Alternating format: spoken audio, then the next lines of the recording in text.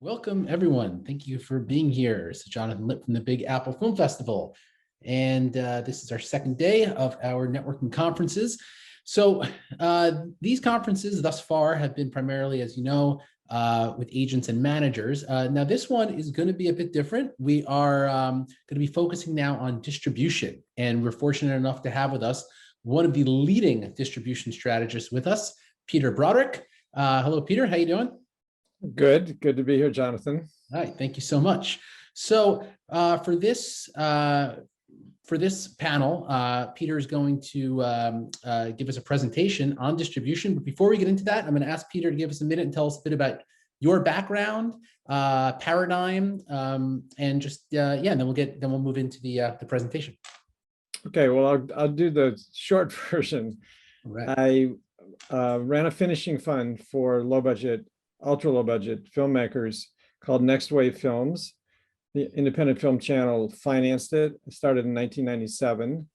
Chris Nolan was our poster boy. We did Following, his first feature, and that helped him get support from Memento and on from there. It turned into a pumpkin. The company turned into a pumpkin in 2003. I started consulting with individual filmmakers about just innovative distribution strategies. I made up the term hybrid distribution, where you combine different distributors and split up your rights, and you keep rights to do things yourself. And then since then, I've consulted with 1,700 filmmakers, mostly recently in the documentary world. So it's been an exciting time of lots of change, and COVID has accelerated that. So I'm looking forward to talking today about what people need in terms of a distribution strategy for their films. Okay, very cool. All right, thank you very much. So at this time, we'll jump right into the presentation, right? So I'm going to make Peter the host here, and there we go. All right, take it away. Thank you. Okay, so let's get back to my desktop.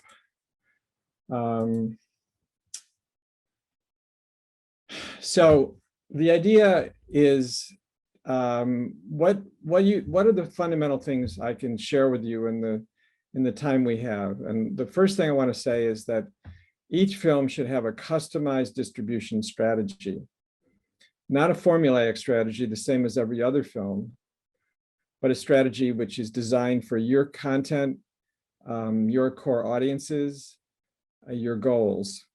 And so let me just share with you a few slides having to do with what kind of strategy you need. So you want it to be state of the art. Things have changed so much, so fast in the last year. As you know, in the documentary world and in the independent feature world, things have changed very, very slowly. COVID comes along, accelerates everything. And we're not going back to how it used to be, in case you think that might be possible. Things will be much different even when things get to be physical again. You need a strategy that's really customized to your needs, your goals, your core audiences, and your career. So you need to think about all those things when you're designing a strategy, and I'll show you a slide later about the key elements that you need to make a strategy. The idea of a strategy that I'm talking about is one that's flexible. So you start out with the first stage of distribution. You see what's working, what's not working, you modify what you do in the next stage. It keeps getting better stage by stage. So in the end, hopefully you can think and believe and know that you did the best you could, but keep it flexible, keep control of your distribution, which is as important as creative control when you make a film. And we want a strategy that's going to help you maximize a film's life. We don't believe in day and date where it's available on all platforms simultaneously and vanishes from the face of the earth in about a month. We want a strategy that's going to allow your film to have a life, 5, 6, 7 years. We want one that will obviously maximize revenues, but then also for many of you, impact is very important if you're making documentaries. So what do you need to implement that kind of strategy? You definitely need teammates. One woman band, one man band doesn't work. You need some people that are going to go through hell and high water together with you. You need partners, and in our belief, in our experience, partners, as in nonprofit organizations, sometimes companies, not distributors per se, are going to be essential in you maximizing the life of the movie. And you're going to need some resources. Doing it this way, you're going to need to cash flow your distribution. So you're going to need to be able to hire some people and have them working with you. And then the money starts coming in, and then you're going to have money to, cover what they cost, and also to hire new people. So this is a juxtaposition of old school and new school. Old school is the traditional way that films have been distributed. You give all your rights to one distributor, and the distributor is in total control of the movie going forward. They usually have the same release plans for all their movies, which is basically throw it against the wall and see if it sticks. In many cases, or most cases, they're kind of focused on a mass audience. And you as a filmmaker don't have direct access to viewers. Usually the distributor's in the middle. Third-party sales, not coming directly from you. Territory by territory distribution, which means internationally. If you want your film seen in France, 10 grumpy French distributors watch the movie, and if they're not persuaded it's going to make them money, then nobody in France gets to see the movie. Well, in the new school model, you can make your film available in France even if those distributors aren't excited. So on the new school side, which is the side that I've been working in now for over 10 years, it's what I call hybrid distribution, where you're splitting your rights. The filmmaker has control of the distribution. It's not that you're ceding it to a distributor. As I talked about, your release schedule is flexible. You start by focusing on core audiences, who's going to be most interested in your movie, and how can you reach them effectively. And once you do, then you can spread it out, diversify the audience. But you got to start with core audiences. You will have direct access to viewers. You can have the names and email addresses of people that see your movie. You want to build an audience around your film, and you want to take that movie, that audience with you to other films that you make. So the idea is to have a sustainable career, you need a personal audience. You're going to sell directly. So you may, have deals with different distributors, but you're going to also make the film eventually available directly from your website, digitally, and on DVD. You're going to be thinking about global distribution, not just territory by territory sales. And there's a way to reach people, as I said, past those traditional distribution deals in individual territories. If there's time, I can talk a little bit about that. And instead of having all your revenues cross-collateralized, they go into a pot and kind of magically shrink. You're going to have separate revenue streams, which is going to make you more money. And ultimately, you want true fans, not just anonymous consumers out there. So this slide, we're going fast, I realize, but I'm just going to give you, the quick overview. In the old days, traditional windows were festivals, theatrical. People didn't really pay that much attention to non-theatrical screenings, educational sales, and then there was TV, TVOD, SVOD, and DVD. In the new, new way of thinking, conferences are as important, if not more important, than festivals for documentary filmmakers. Non-theatrical screenings are super important, and I'll say a little bit about virtual screenings and how important they are. They're the most exciting new development in independent distribution in the last 5 years. Educational sales, there's a whole new way that's happening now. We call it institutional sales. That's often the first or second biggest source of revenue for a documentary. And then the traditional routes that you know. And then here's the last slide. So thinking about how you make a strategy. First thing is you have to prioritize your ultimate goals. When I talk to filmmakers for the first time, I ask them what's most important, and they say, well, maximizing revenue, career, impact. They just want them all equally. And I think you have to be clear about what's most important to you And if you do that, you'll have a framework that you can actually build a strategy that can work. I've talked about the importance of core audiences. You need teammates. We've talked about partners. I want your windows to be flexible. Your marketing should be targeted first at your core audiences. And then ultimately, we want you to have a way to, have a career that's going to go film to film and be sustainable. So that's the quick overview. Let me say a word about virtual screenings, and I'll tell you one example that blew my mind. There's a film called 5 Seasons. It's a documentary about the world's greatest garden designer. I've been consulting with the filmmaker for, I don't know, now 3.5 years or so. So it had pretty good theatrical distribution in the US, in Australia, and to some extent in the UK. And then COVID comes along, so no more physical screenings. It's too dangerous. So last April, he did a virtual premiere where the film was available online for free globally. His partner was Hauser and Wirth, the art gallery firm, and they came to him and they said, "We'd like to premiere your movie online." So he thought about it for about 5 minutes, and then he says, "Okay, I'll try it."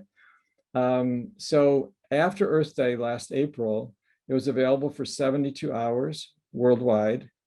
And in 72 hours, 1.5 million people watched the movie. No distributor was involved. And his audience in those 72 hours was 30 times as big as he had achieved in the previous year and 3/4 in theaters. He increased the awareness of the film exponentially globally. And since then, he's had lots of paid virtual screenings and other possibilities for his film. There's many, many other examples of how people are using virtual screenings. Sometimes it's a joint fundraiser, the filmmaker and a nonprofit organization. Sometimes it's a ticketed model. Sometimes it's a donation model, and sometimes people pay you a fee. So it's significant revenue. And if you find a partner that's excited about doing it, you can make it a private screening where they bring their people, their members, their network. You bring the film in a platform, and it can be really a great win-win situation. So this moment, things are changing every 20 minutes. So we need to look forward and not get stuck in old models that aren't working anymore.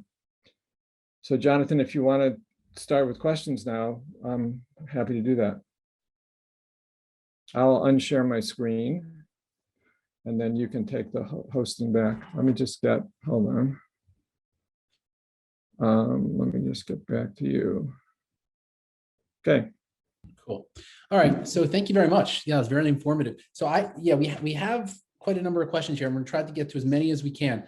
But real quick, I just have a couple of questions just about the presentation.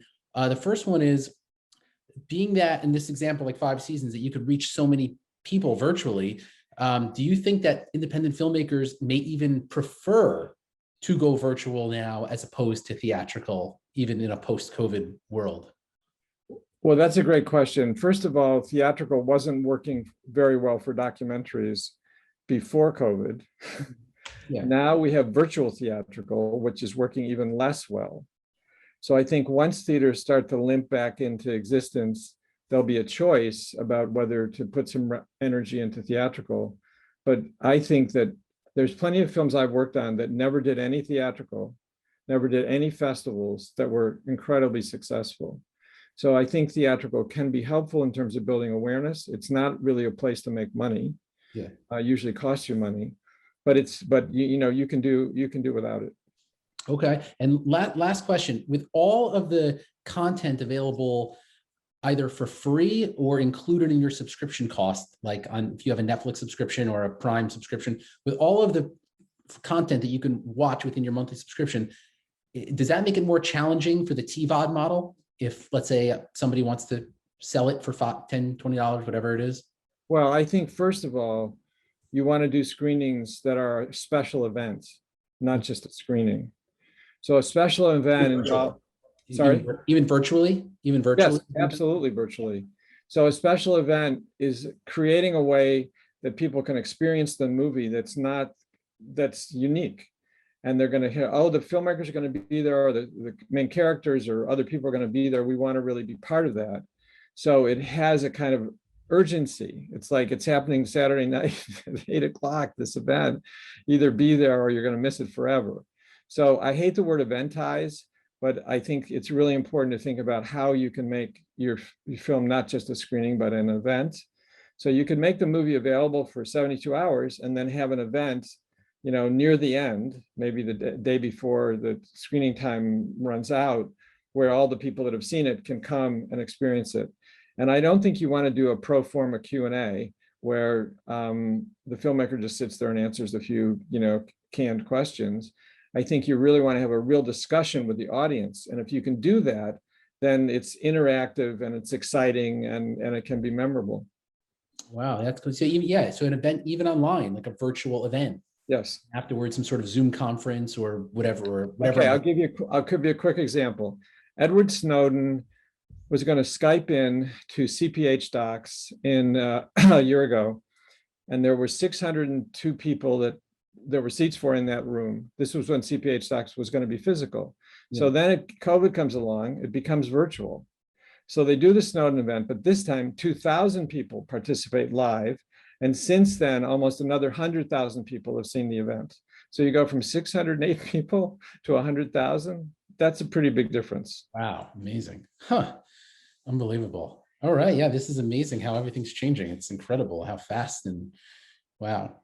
All right, so I'm gonna jump into these questions. So the first one, it says, my feature documentary, Balloon Man, and the filmmaker was actually on a recent conference with us with Sal from FilmRise, so hello, was acquired by Gravitas and is currently streaming on VOD.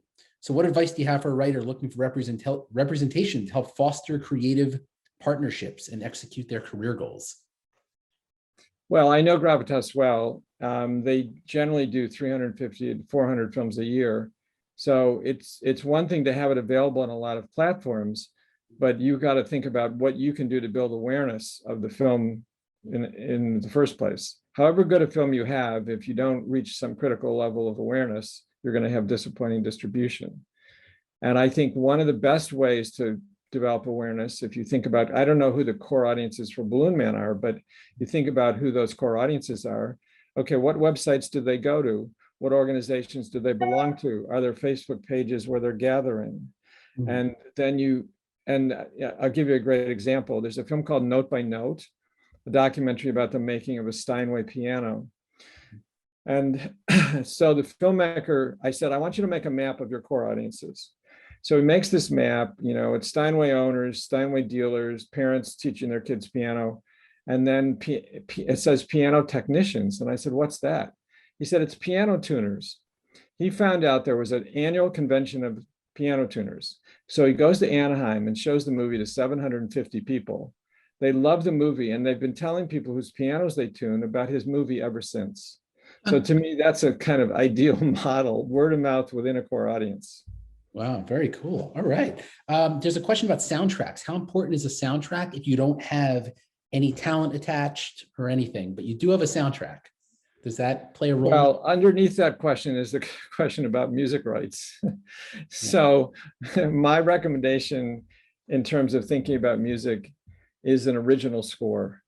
There are a lot of talented composers out there. There's a film, I won't say which one, that we did at Next Wave Films.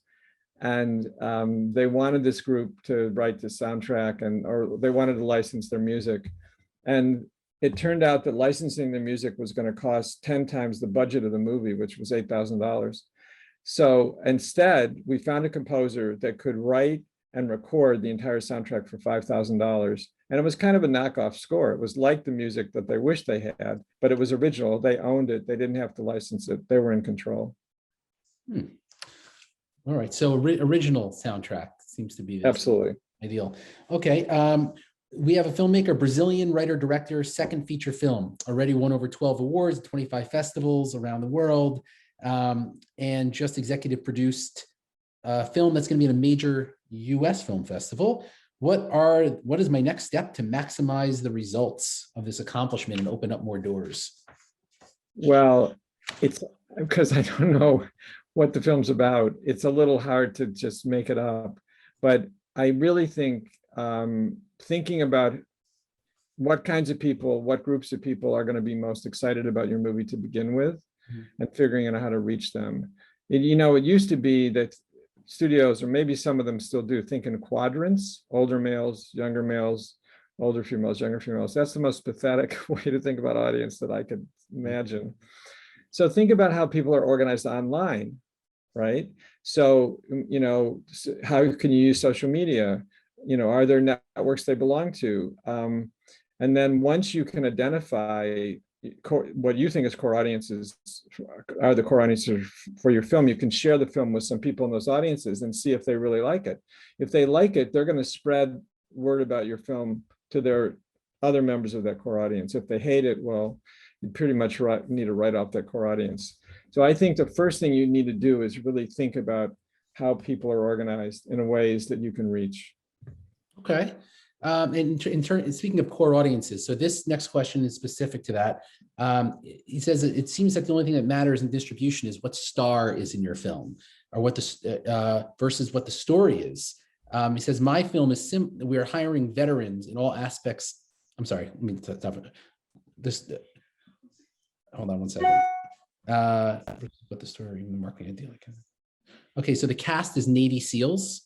So the film is similar. We're hiring veterans in all aspects of the filmmaking process. How can I get distributors behind that idea, even without a A-list name attached? So the sort of concept is that it's primarily veterans, military veterans in the film. Real Navy SEALs, in other words. Actually, no, I'm sorry. That he was using Act of Valor as a comparison, because that, I believe, has real Navy SEAls.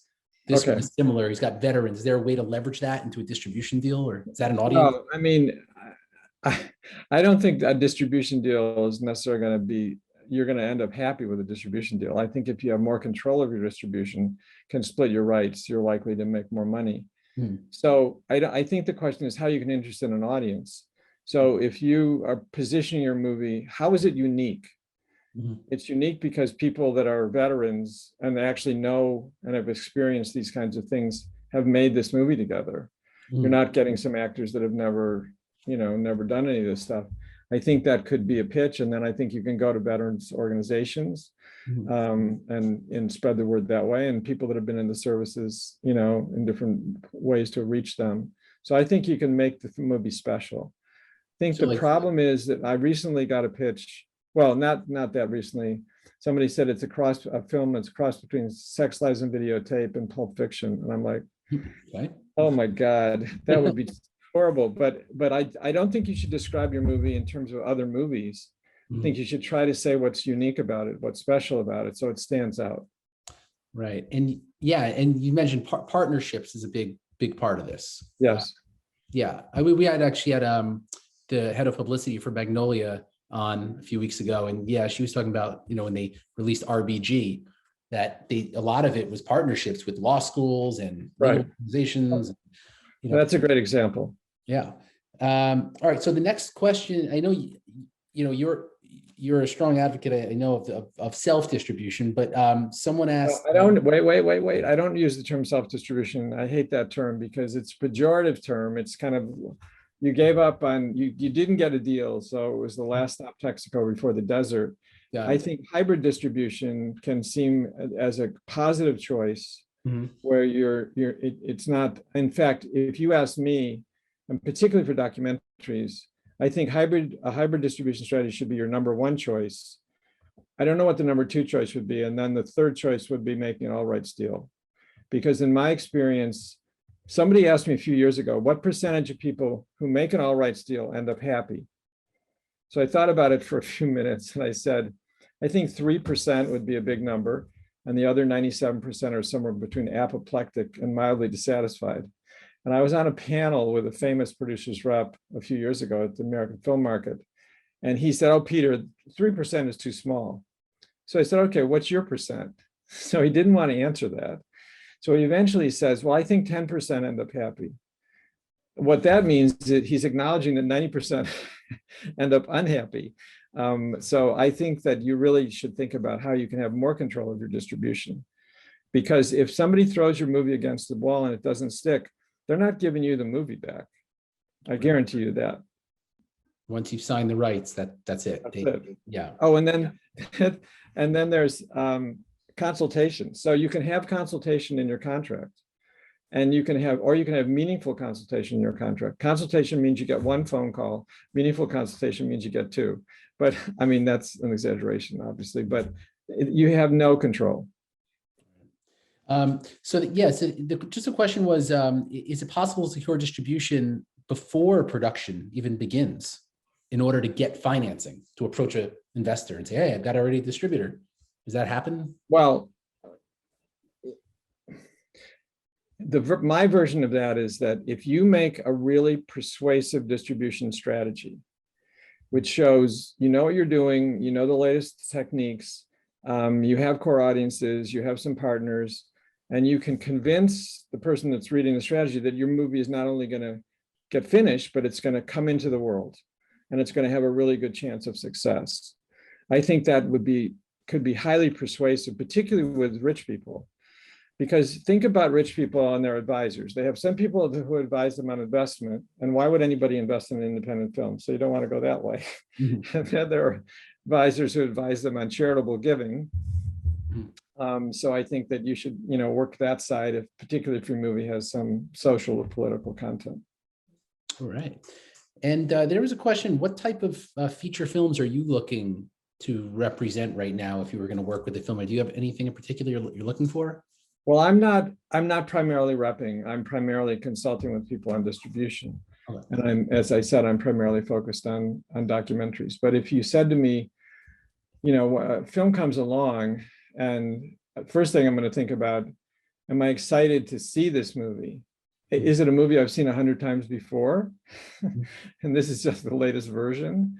Or is it fresh? Is it original? Is it a film that the filmmakers are making, that they're passionate about making, so they can't help themselves? They just have to make this movie. That really appeals to me. And do they understand that they can't just make a movie and then turn it over to somebody and move on? They have to be meaningfully involved in their distribution, even if they make an all rights deal. So that's something they need to understand, and as they do it, they'll learn what's working now, not what used to work. Okay. So the next two questions are fairly similar. Film premiered virtually at BFI to positive reviews. And then the next question, and it says, what do I do next? And then the next question also, my feature doc is currently on its festival run. How do I get picked up by a distributor? Well, let's separate those two questions for a minute. So the first one premiered at BFI and got positive reviews. And what do I do next? Okay, so good reviews give you legitimacy with potential distributors, and they also give you legitimacy with the public. So I think that's super helpful.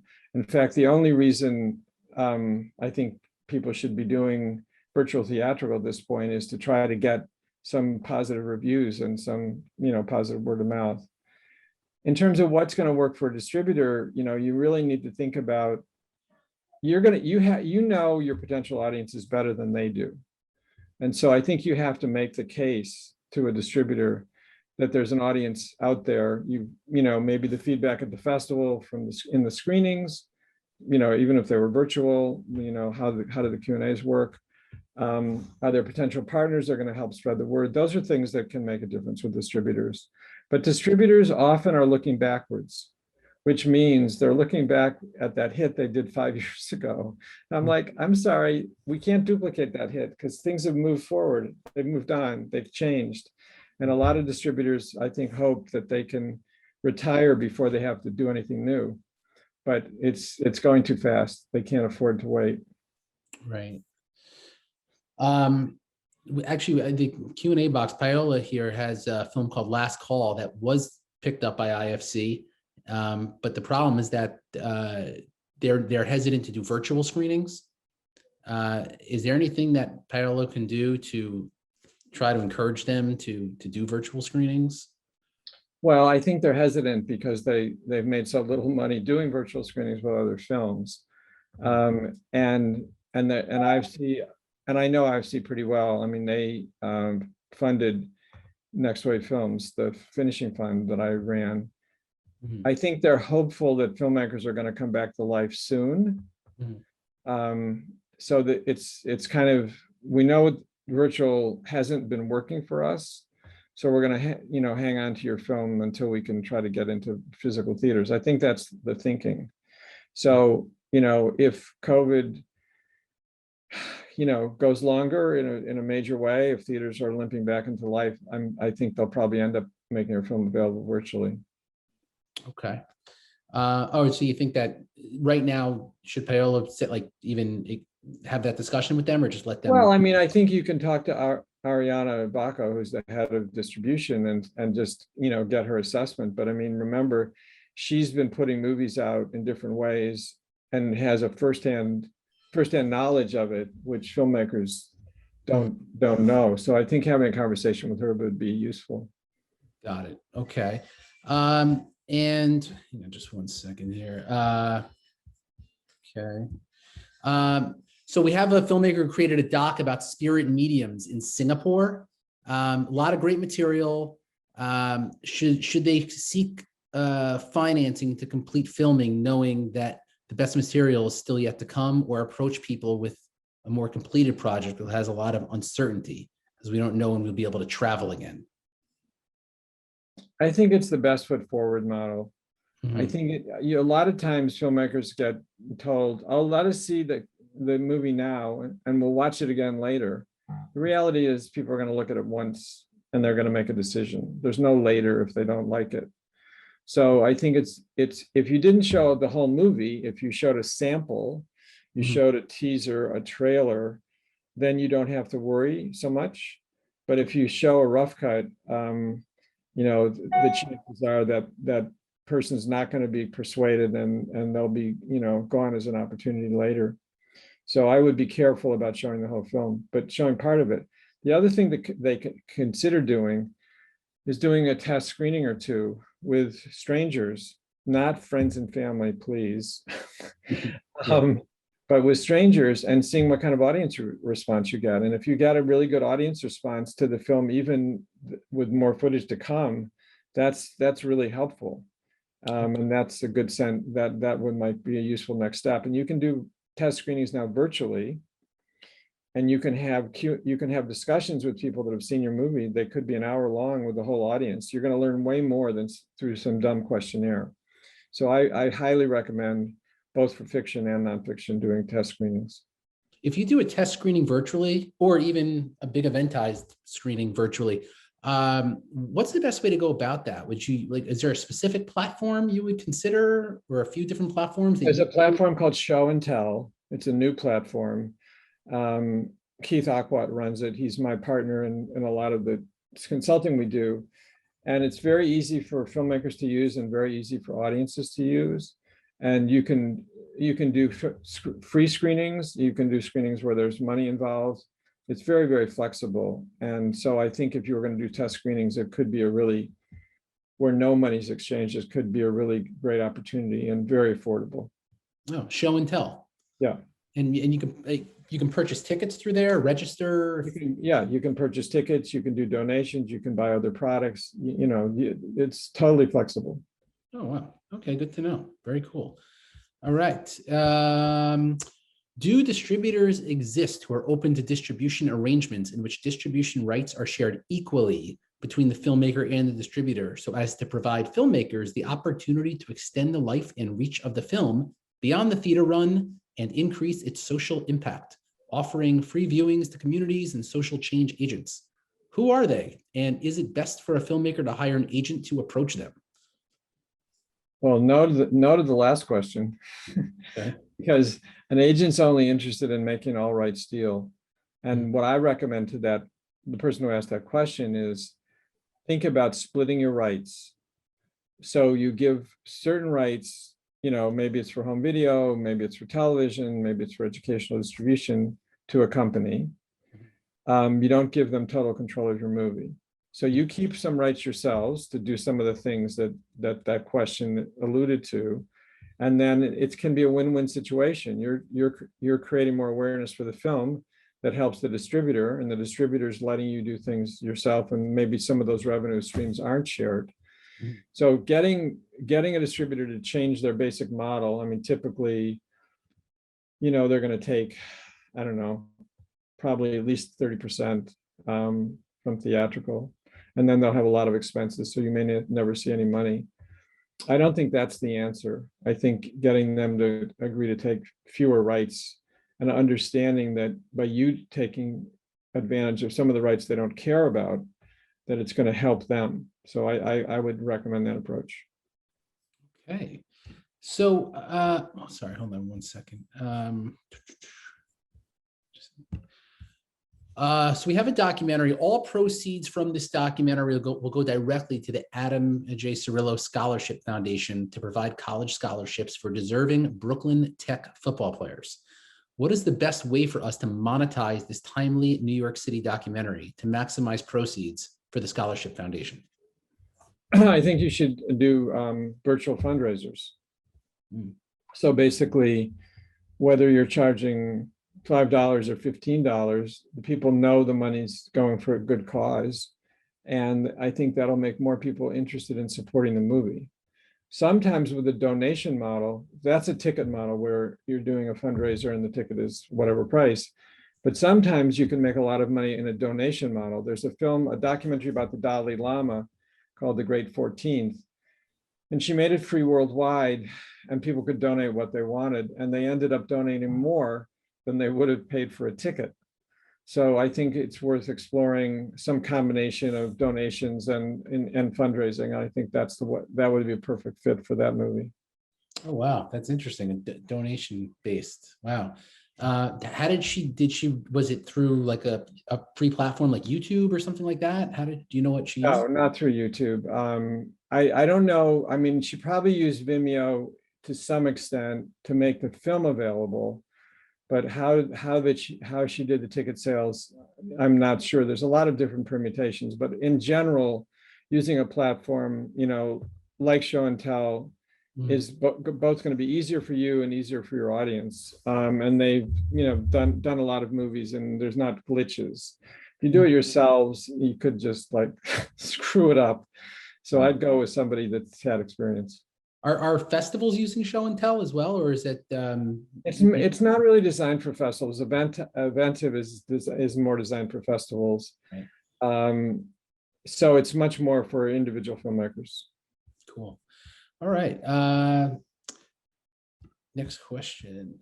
Okay. I don't know. Well, I'm not really sure if this one's for you, or it could relate perhaps to documentaries. How do you sell a multidisciplinary franchise, which includes a movie, a book, merchandise? Well, every film that I'm involved with, I'm thinking about what other things they can create. So let's say it's a feature. Okay, well, make an hour version too, maybe make a 15-minute version. Those versions can go different places. If for educational distribution, create what I call a toolkit, which is maybe 15, 30 minutes more that could be used in teaching and training around the film. If you have a book, that's a great idea.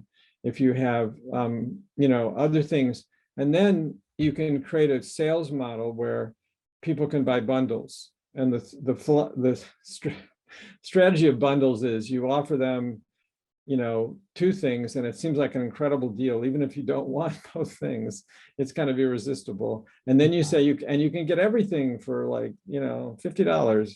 And even if they don't want everything, they may sign up. So I think if you have more than one product, you can experiment with that, but that can be very lucrative. Interesting.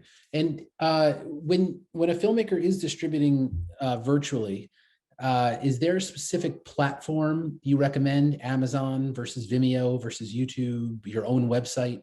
Okay, so let's talk about Vimeo for a minute. So Vimeo has a couple different versions. There's one of the versions is called Vimeo OTT, as in over the top. And on that version of Vimeo, you get to keep the names and email addresses of the people who buy the movie. And here I want to just highlight for people viewing the importance of having names and email addresses. But regular Vimeo will not share the names and email addresses with you. So you can do the same thing with both versions, but one, you get the customer data and the other one you don't. So if you're choosing, in this situation, you want always to get the customer data. You're not going to get it from iTunes. You're not going to get it from Amazon. You're not going to get it from Netflix. You're not going to get it from Hulu.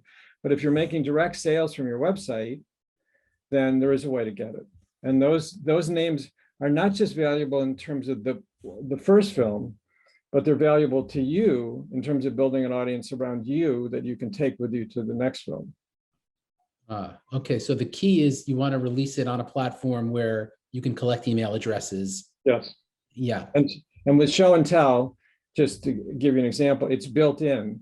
So everybody who is watching the movie is putting in their name and email address, and the filmmaker gets that. Wow, great. Okay. How can an indie filmmaker get a good distribution deal and press without a big Hollywood budget? I mean, you look at the films that have succeeded in this last year or two, and look at Sundance films in particular. I mean, there's a lot of documentaries that have no famous person anywhere near it. I mean, there's some that are celebrity profiles. Okay, that's a whole genre unto itself. But I don't think, I mean, maybe for fiction films, having a name, can be super helpful. But for documentaries, I think most of the successful documentaries recently, and if you look at the ones nominated for an Academy Award this year, they're not star-driven or big name-driven. So I think that's not essential. I think you really have to find a subject that's timely. And, we could, I could list films that have succeeded recently, documentaries in particular, that had nobody famous involved. Wow. So it's really the subject matter.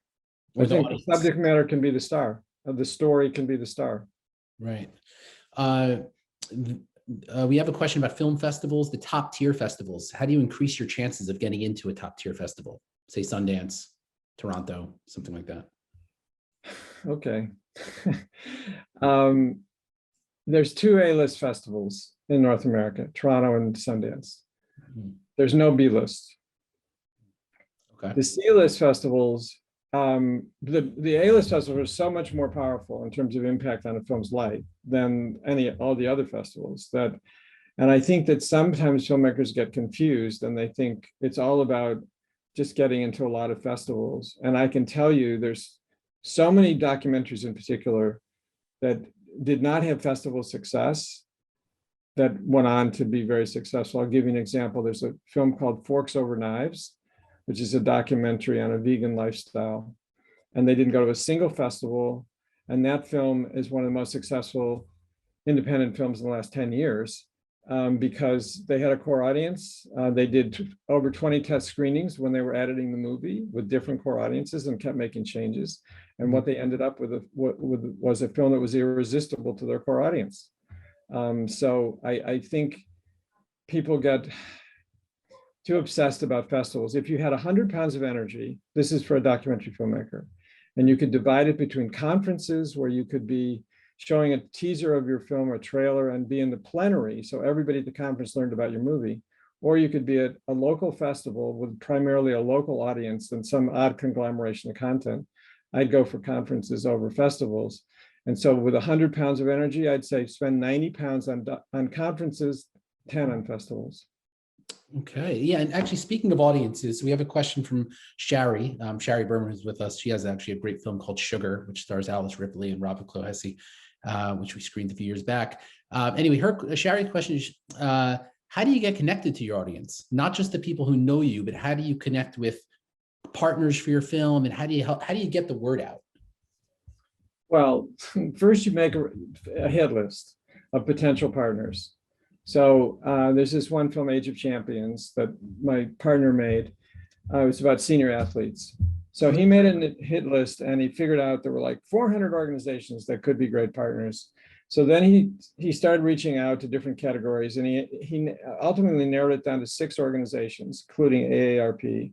And he went to them and took him 6 months to get through to somebody at AARP, but then they came on board. And they supported the production with money at 3 different stages. So I think you need to figure out the best way to approach the organizations that people in your core audience belong to. Those organizations typically have annual conferences. Those conferences may be virtual right now. And if they're not doing virtual conferences, maybe they're doing virtual events in lieu of a conference. So if you can, that's a way to access, that's a great way to access, an audience. I have some distribution bulletins on my website, which is peterbroderick.com, about how to approach partners. I highly recommend that she check it out. Keith wrote all three of them, and they're fabulous. Great. All right. Thank you. So so I'm going to forward you, the information of our participants here, and hopefully you all can connect. But if anybody on here wants to, perhaps reach out to you directly, is there best way to do that I could put in the chat box? Maybe a website, an email address? Yeah, it's peter@peterbroderick.com. Very easy. Okay, I'm just going to type it in here. Peter@peterbroderick. Oh, sorry, 1 second. Peter@peterbroderick.com. Okay, there we go. If people want to subscribe to the distribution bulletin, it's free, and almost 10,000 people are getting it around the world. There's a lot of really, really useful information there for them, and all the old distribution bulletins are on my website. They can check those out. Okay, so I'm just gonna, I'll just so everyone knows, Peter Broderick. Yeah, there's the website as well, so they can sign up for your bulletin and your newsletter. Yeah. Okay, cool. And they can email you if they want to, have any additional questions or want to. Yeah. All right, awesome. Well, thank you so much for being here. We really appreciate it. I tried to answer as many as I could, as fast as you could ask them. Yeah, I appreciate that. Thanks. Trying to get as many as we can. Okay. Well, thanks for having me. Great. Thank you so much. Thanks for listening, everybody. All right. Okay. Onwards and upwards. Thanks. Bye. Okay. Bye-bye.